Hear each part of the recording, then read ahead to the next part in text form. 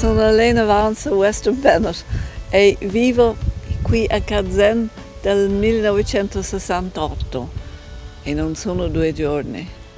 Conosco il delta del Po da molti anni e lo trovo un posto stupendo, delle volte non apprezzato dagli italiani stessi, che dicono cose come andiamo a Milano, andiamo in città, andiamo qua, non così niente.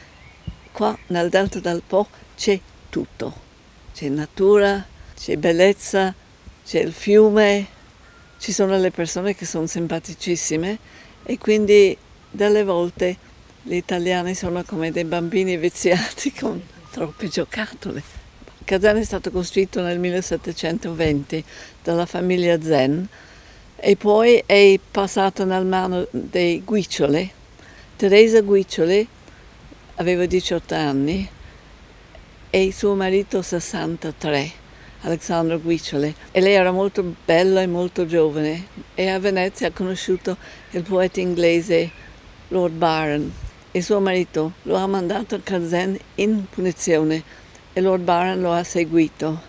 E si dice, e io ci credo, che lui ha scritto Stanzas to the Po nel salone di sopra nella casa guardando il fiume.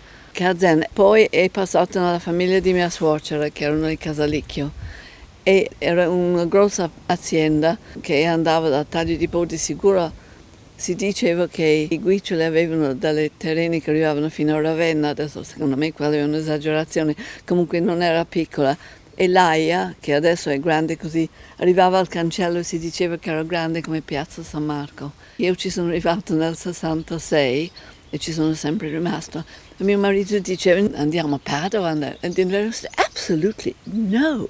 Sono venuto per 1 anno e sono rimasto tutta la vita.